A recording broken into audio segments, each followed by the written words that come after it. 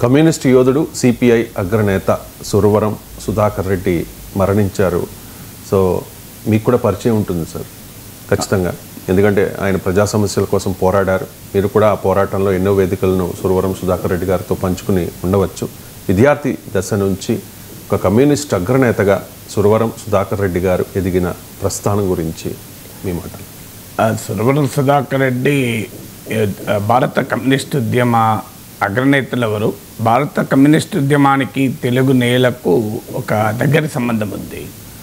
మీకు చంద్ర రాజేశ్వరరావు, పుచ్చలపల్లి సుందరయ్య, మాకినేని బసవపన్నయ్య ఆ తరం నాయకులు భారత కమ్యూనిస్ట్ ఉద్యమానికి అగ్రశ్రేణి నేతలుగా సేవలు అందించారు.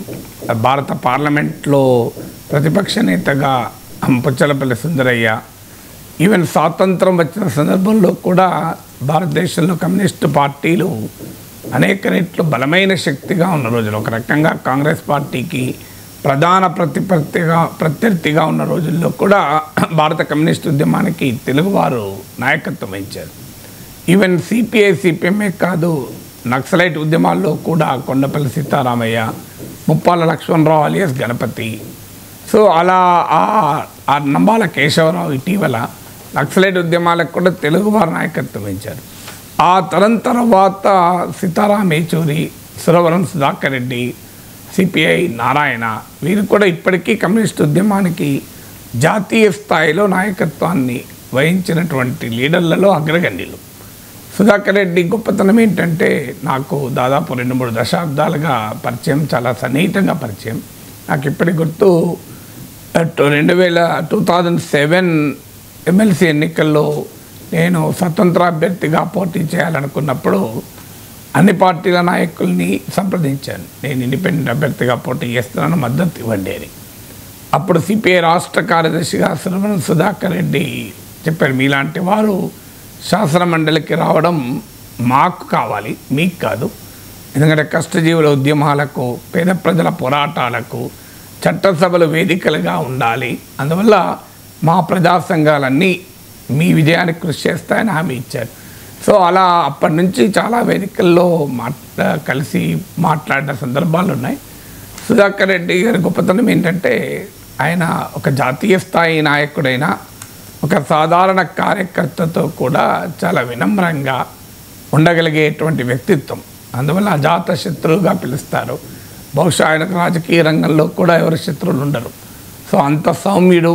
సో జీవితం అంతా కూడా తాను నమ్మిన సిద్ధాంతాలకు కట్టుబడి ఉన్న నాయకుడు. ఇప్పుడు చూస్తున్నాం మనం, ఏ క్షణంలో ఏ పార్టీలో ఉంటారో తెలియదు, ఏ సిద్ధాంతానికి కట్టుబడి ఉంటారో తెలియదు, ఎటు నుంచి ఎటు వెళ్తారో కూడా తెలియదు. అలాంటి దశలో తన జీవిత కాలమంతా 6 దశాబ్దాలకు పైగా ప్రజా జీవితంలో తాను నమ్మిన విలువలకు, ఆశయాలకు కట్టుబడి ఉండి చివరంత వరకు కూడా శ్రామిక జనం కొరకు, కష్టజీవుల కొరకు తన జీవితాన్ని అంకితం చేసినటువంటి నాయకుడు. తెలంగాణ వైతాళికుడిగా పిలువబడే సురవరం ప్రతాప్ రెడ్డికి స్వయాన సోదరుడి కుమారుడు. కానీ ఆయన తన పెదనాన్న నుంచి సాహితీ సాంస్కృతిక వారసత్వాన్ని, తండ్రి నుంచి స్వాతంత్రోద్యమ వారసత్వాన్ని కూడా సంతరించుకొని చాలా చిన్న వయసులోనే విద్యార్థి ఉద్యమాలతో మొదలుపెట్టాడు. దాదాపు 50 దేశాలు పర్యటించాడు అనుకుంటాను. అందువల్ల అంతర్జాతీయ కమ్యూనిస్టు కార్మిక ఉద్యమాలతో ఆయనకున్న సంబంధాలకు అది ప్రతీక. పార్లమెంటు సభ్యుడిగా కూడా నల్గొండలో ఫ్లోరోసిస్ సమస్య నుంచి మొదలుకొని దేశవ్యాప్తంగా ప్రజల సమస్యల్ని చట్టసభల్లో కూడా వినిపించగలిగాడు. ఒక పాత్రికేయుడిగా జీవితాన్ని ప్రారంభించి ప్రజానాయకుడిగా కూడా వెలుగొందారు. అందువల్ల ఆయన ఒక సాహితీవేత్త, సాంస్కృతిక రంగంలో విశేష సేవలు అందించిన సాహితీ సాంస్కృతిక రంగాలకు ఒక ప్రగతిశీల మార్గాన్ని చూపినటువంటి నాయకుడు. ప్రజా ఉద్యమాలలో కూడా అగ్రశ్రేణి నిలిచాడు. మన హైదరాబాద్లో జరిగిన విద్యుత్ ఉద్యమంలో కూడా ఆ పోరాటంలో అగ్రభాగాన నిలిచినటువంటి నాయకుడు. పార్లమెంటేరియన్గా కూడా విశేష సేవలు అందించారు. ఈవెన్ చట్టసభల్ని కూడా తన వర్గ ప్రజానీకం కొరకు నిలబెట్టినటువంటి నాయకుడు. పార్లమెంటు సభ్యుడిగా కూడా లేబర్ కార్మిక సంక్షేమ స్టాండింగ్ కమిటీ చైర్మన్గా కూడా వ్యవహరించారు.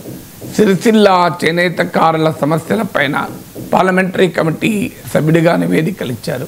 సో అందువల్ల తెలంగాణ గడ్డపైన పాలమూరు మట్టిబిడ్డగా తెలుగువారి గర్వించదగ్గ నాయకుడిగా వెలుగొందారు. సుధాకర్ రెడ్డి చాలా కాలంగా అనారోగ్యంతో ఉన్నారు.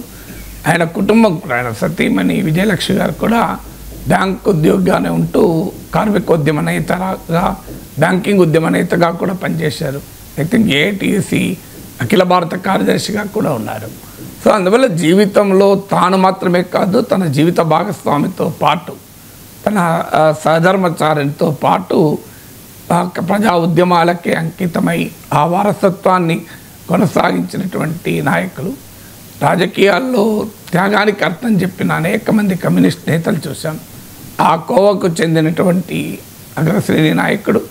ఆయన మృతి భారత కమ్యూనిస్టు పార్టీకి, ప్రజా ఉద్యమాలకు, తెలుగు సమాజానికి కూడా తీరని లోటు.